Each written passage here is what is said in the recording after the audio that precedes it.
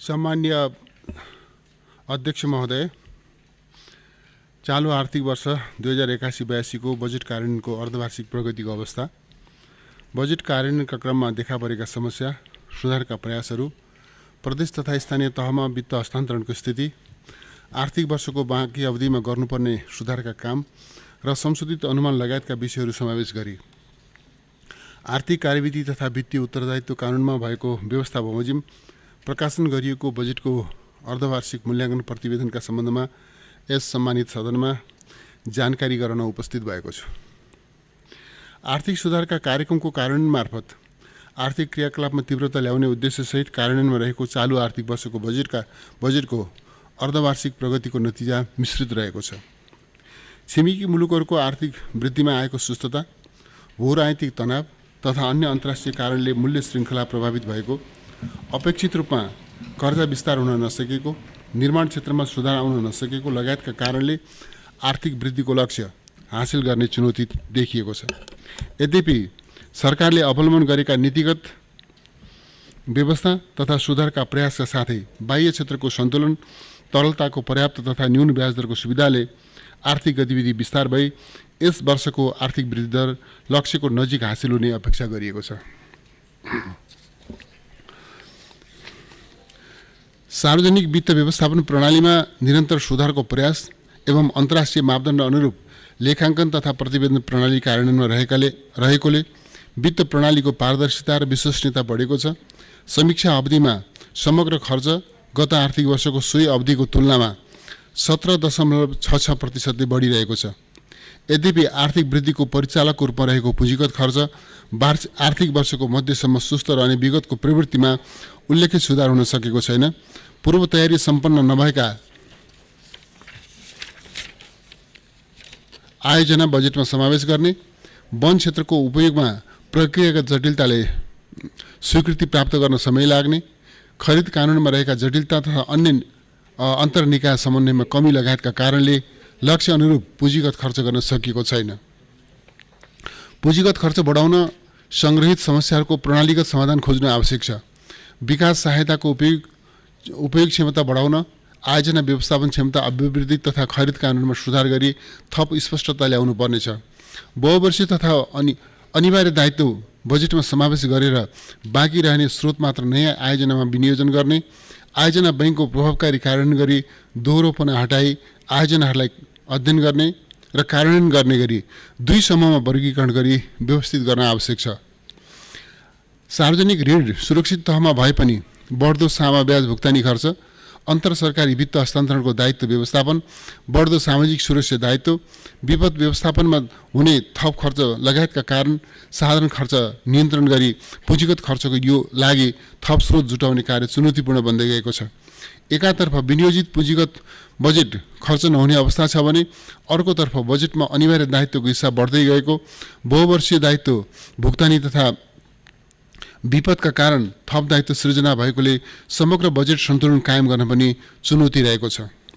राजस्व परिचालनमा लिएको क्रियाशीलताबाट गत वर्षको तुलनामा 12.7% वृद्धि भए तापनि महत्त्वाकांक्षी लक्ष्य अनुमानले स्रोत व्यवस्थापनको दबाव कायमै छ। चुहावट नियन्त्रणमा नीतिगत, प्रणालीगत एवं कानुनी सुधार, निकायगत समन्वय, सहकार्य एवं सूचना आदान प्रदानलाई तीव्रता दिएको छ। आर्थिक वर्षको अन्त्यसम्म सरकारले लिएका सुधारका प्रयासबाट राजस्व लक्ष्यको नजिक पुग्ने अपेक्षा गरिएको छ। सम्माननीय अध्यक्ष महोदय, अब म संक्षेपमा क्षेत्रगत प्रगति प्रस्तुत गर्न चाहन्छु। समष्टिगत आर्थिक तथा वित्तीय स्थिति। सन् 2023मा 3.3%ले वृद्धि भएको विश्व अर्थतन्त्र 2024मा 3.2%ले र सन् 2025मा 3.3%ले बढ्ने अन्तर्राष्ट्रिय मुद्रा कोषको अनुमान रहेको छ।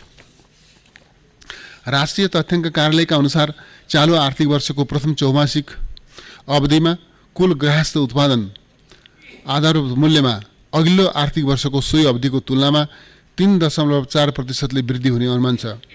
कृषि तथा पशुपन्छी विकास मन्त्रालयको तथ्याङ्क अनुसार चालू आर्थिक वर्षमा धानको उत्पादन 4.04%ले बढ्ने अनुमान गरिएको छ। गत वर्ष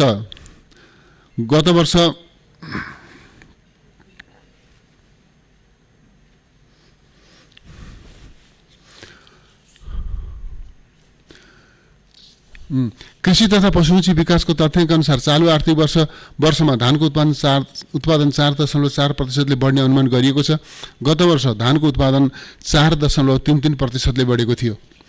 गत आर्थिक वर्ष 2080-81 को चौथो त्रैमासिक अवधिमा उद्योगको औसत क्षमता उपयोग 48.33% रहेको थियो। बैंकिङ क्षेत्रको तरलतामा देखिएको सुधार, घट्दो ब्याज दर, अन्तर्राष्ट्रिय बजारमा तेल तथा अन्य कच्चा पदार्थको मूल्यमा कायम रहेको स्थिरता लगायतका कारण उद्योग सञ्चालनमा केही सुधार आउने अनुमान रहेको छ। पर्यटन बोर्डको तथ्याङ्क अनुसार चालु आर्थिक वर्षको पौष महिनासम्म 5,79,943 विदेशी पर्यटकले नेपाल भ्रमण गरेका छन्। गत वर्षको सोही अवधिमा 5,59,769 पर्यटकले नेपाल भ्रमण गरेका थिए। आर्थिक वर्ष 2081-82 मा मुद्रास्फीतिलाई 5.5% को सीमाभित्र राख्न सहयोग पुग्ने गरी मौद्रिक व्यवस्थापन गर्ने लक्ष्य रहेकोमा समीक्षा अवधिमा उपभोक्ता मूल्य सूचकाङ्कमा आधारित औसत मुद्रास्फीति 4.97% कायम रहेको छ। समीक्षा अवधिमा विशेष मुद्रा प्रदाय 3.9%ले बढेको छ। अघिल्लो वर्ष सोही अवधिमा उक्त मुद्रा प्रदाय 6.5%ले बढेको थियो। वार्षिक बिन्दुगत आधारमा 2081 पुष मसान्तमा विस्तृत मुद्रा प्रदाय 10.2%ले बढेको छ। समीक्षा अवधिमा बैंक तथा वित्तीय संस्थाहरूबाट निजी क्षेत्रमा प्रवाहित कर्जा रु 2 खर्ब 65 अर्ब 56 करोड 5.2%ले बढेर अर्थात् 5.2%ले बढेर रु 53 खर्ब 39 अर्ब 52 करोड पुगेको छ। समीक्षा अवधिमा कुल आन्तरिक कर्जा 1.2%ले बढेको छ। वार्षिक बिन्दुगत आधारमा 2080 पुष मसान्तसम्म यस्तो कर्जा 4.8%ले बढेको छ।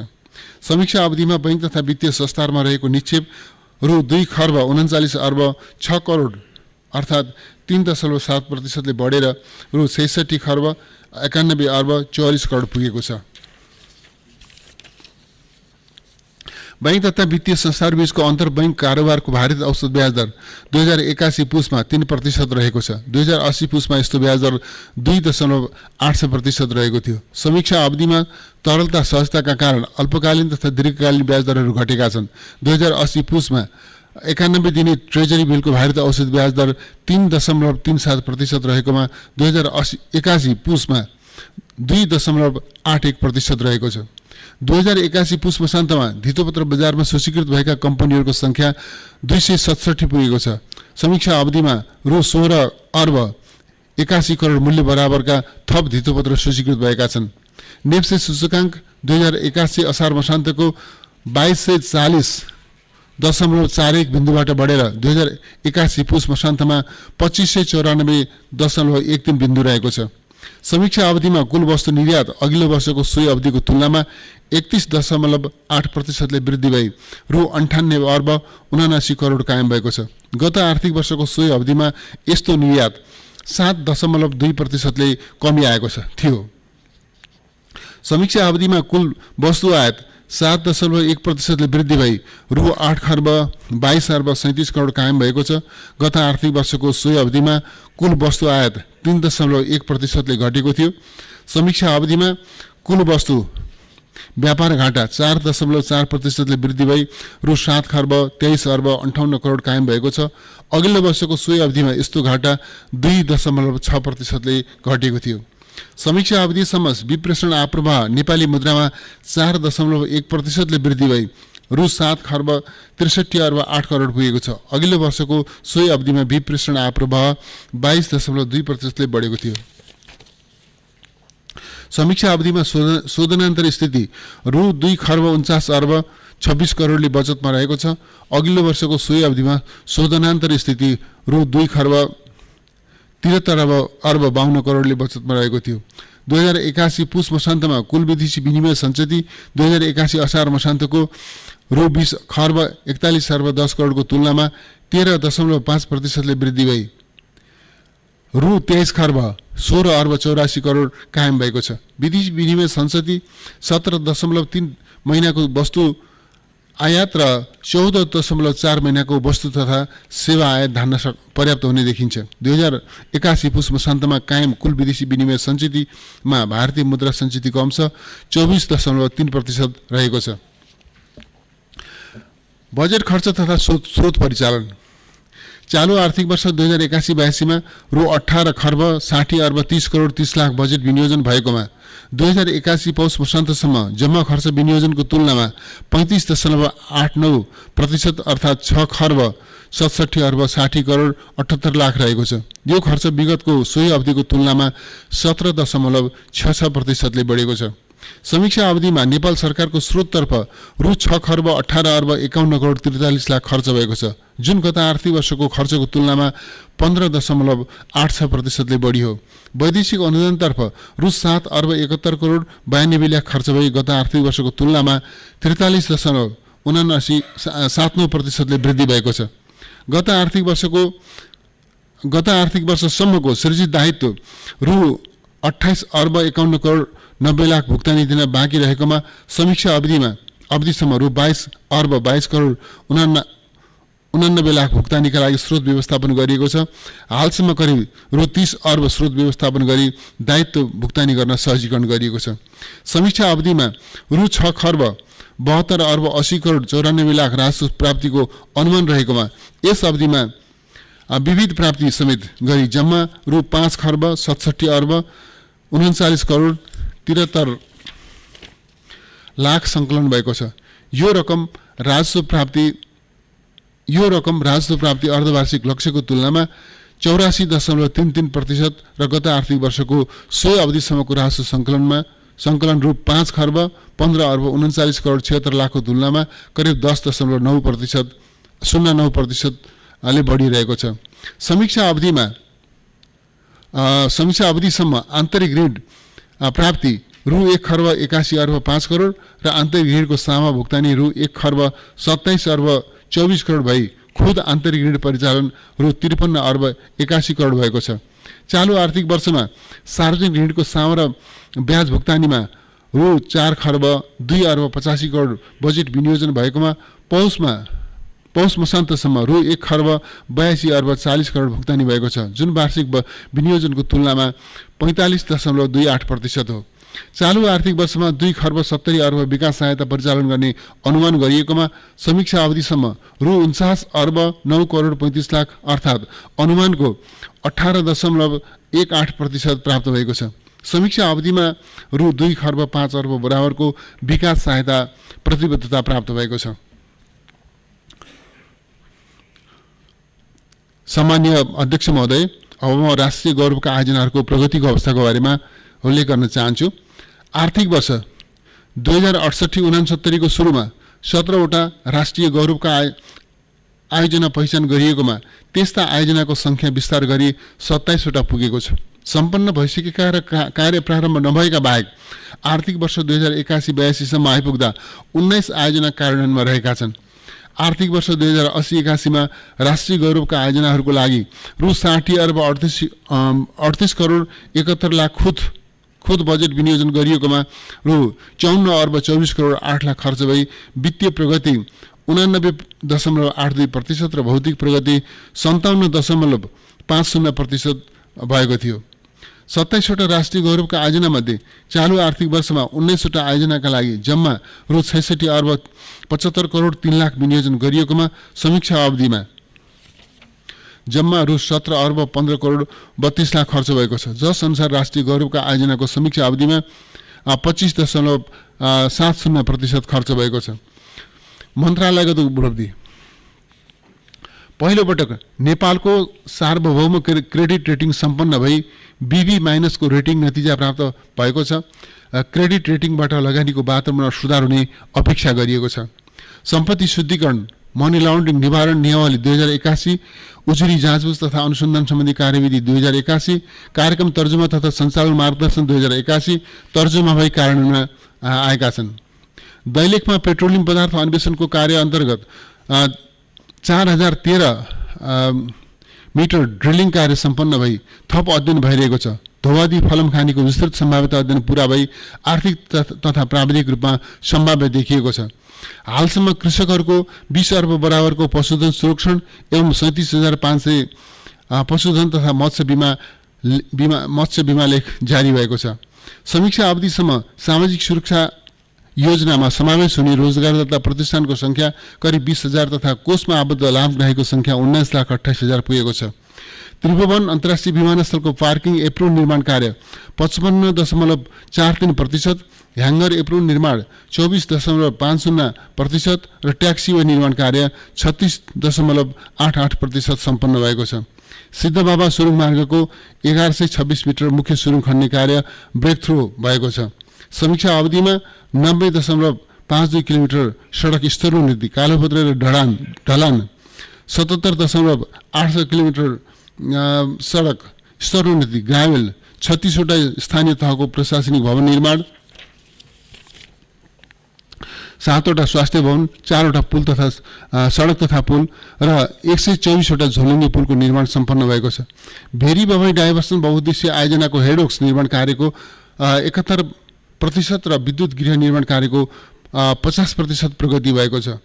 न्यू बुटवल गोरखपुर 400 केभी प्रसारण लाइन आयोजनाको निर्माण चरणमा रहेको छ। हेटौडा ढल्केवर इनरुवा 400 केभी प्रसारण लाइन आयोजना अन्तर्गत इनरुवादेखि ढल्केवर खण्डको निर्माण कार्य सम्पन्न भएको छ। उच्च क्षमताको इन्टरनेटको पहुँच विस्तार गरी 85.98% जनसङ्ख्यामा 4G सेवाको पहुँच पुगेको छ। जनसङ्ख्याको 102.71% सङ्ख्यामा मोबाइल सेवा विस्तार भएको छ। हालसम्म 48वटा 5, 10 र 15 शय्याका आधारभूत अस्पतालको निर्माण कार्य सम्पन्न हुने क्रममा रहेको छ।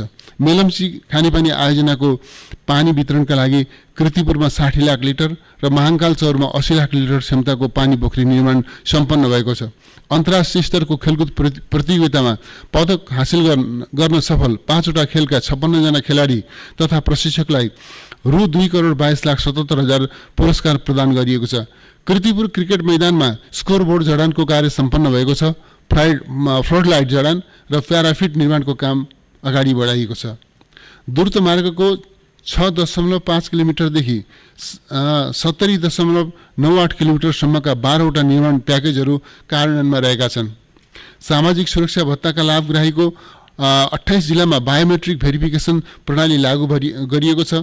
चालु आर्थिक वर्षको पौष मसान्तसम्म सम्पन्न गर्नुपर्ने गरी लक्ष्य तोकिएका 621वटा माइलस्टोनमध्ये 345वटा सम्पन्न भई अर्धवार्षिकको लक्ष्यको तुलनामा 55.56% र वार्षिक लक्ष्यको तुलनामा 17.59% प्रगति हासिल भएको छ।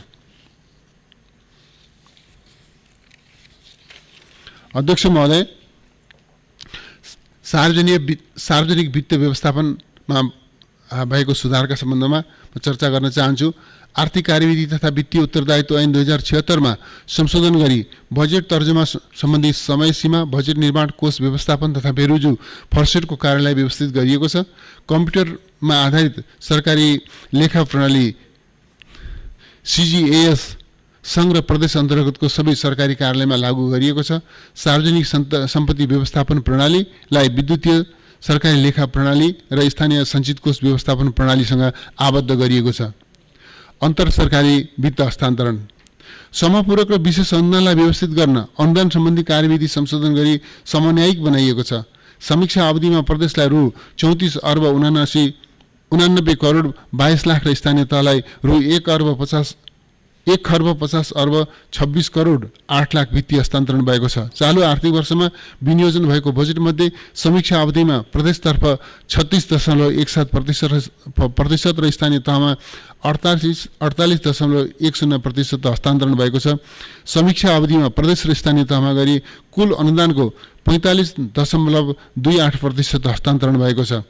समीक्षा अवधिमा मूल्य अभिवृद्धि कर र आन्तरिक उत्पादनबाट सङ्कलन हुने अन्तशुल्क रकम मध्ये प्रदेश र स्थानीय तहलाई सूत्र अनुसार रु 32 अर्ब 27 करोड 90 लाख दरले जम्मा रु 64 अर्ब 55 करोड 80 लाख बाँडफाँड गरी पठाइएको छ, जुन गत वर्षको तुलनामा 14.17% बढियो।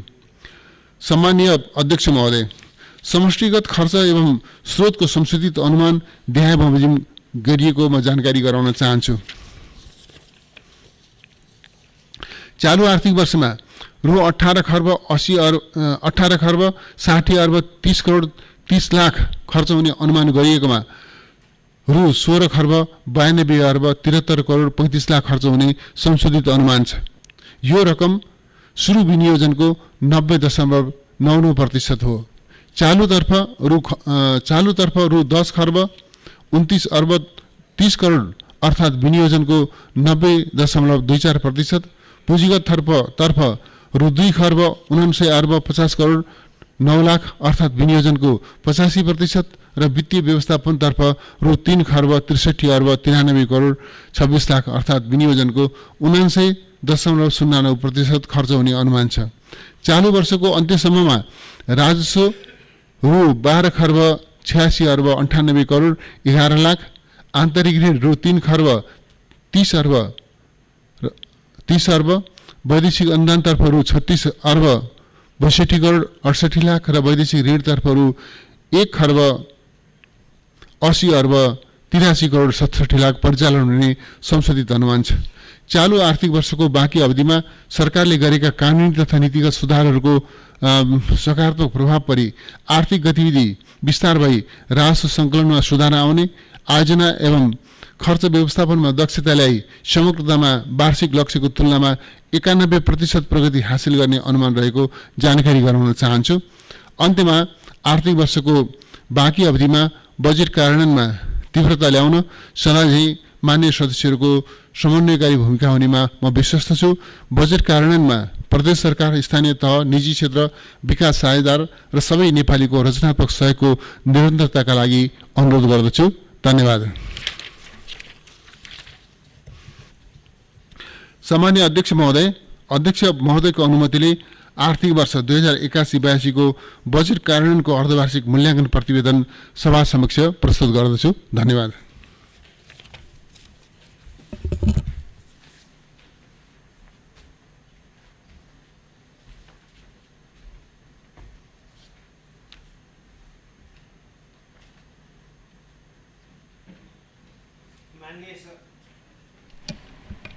मान्य सदस्यहरू, सामाजिक सञ्जाल विधेयक 2081 माथि राष्ट्रिय सभा नियमावली 2075 को नियम 179 बमोजिम कुनै पनि मान्य सदस्यबाट विरोधको सूचना प्राप्त हुन नआएको बेहोरा जानकारी गराउँछु।